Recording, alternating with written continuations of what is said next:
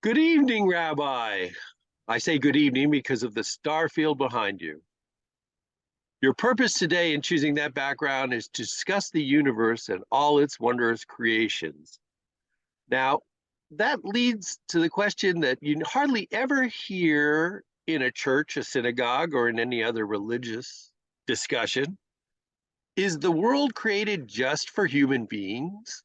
Or are there alien life forms out there? Does Judaism have any perspective on extraterrestrial life, for or against? Let's start with the book of Ezekiel in the scriptures.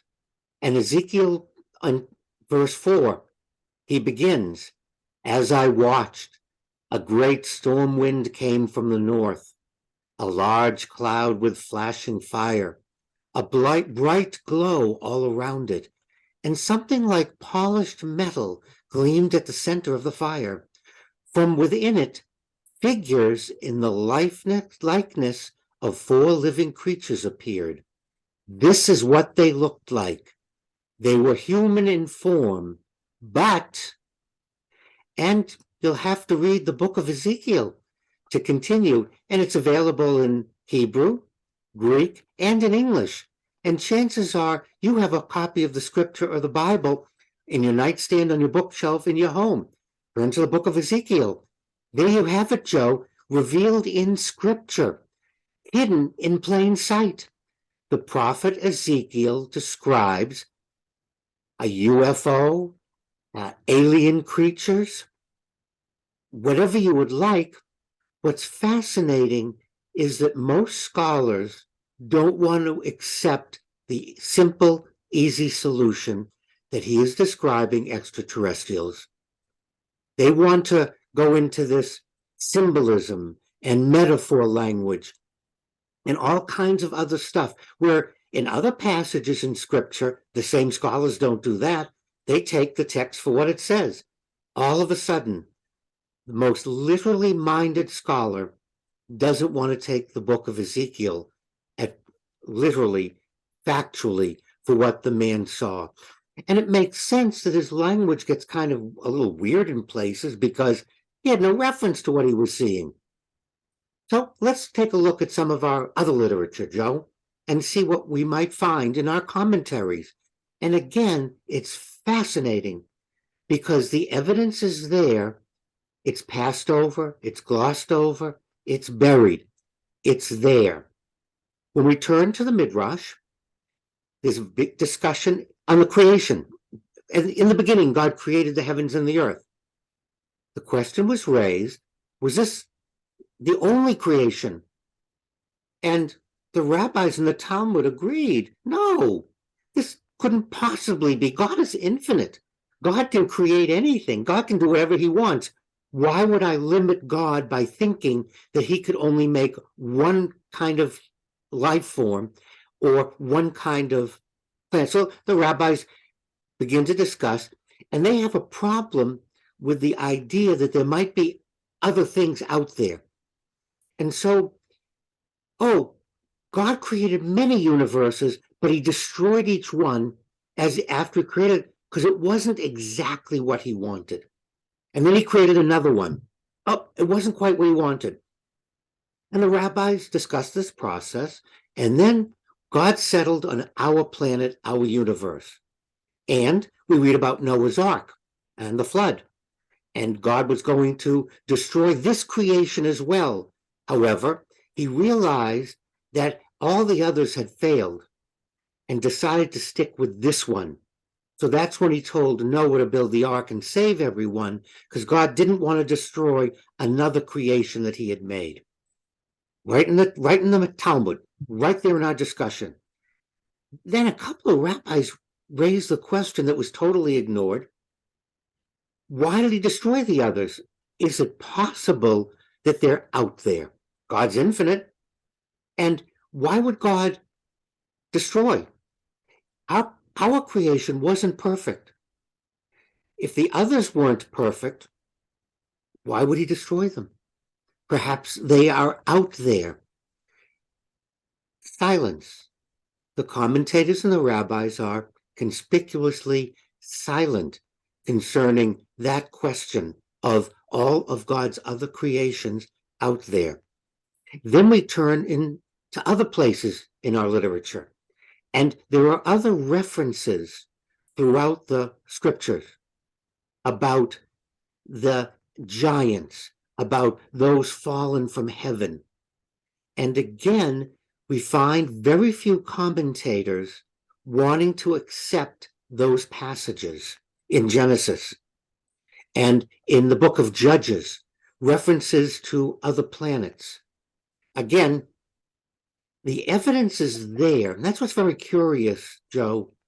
I think scholars and a lot of our religious leaders have individually decided they don't like the idea that human beings aren't the center of creation. Reminds me of Galileo, when he pointed out to the church that the earth wasn't the center of the universe, that the earth revolves around the sun and there are other planets.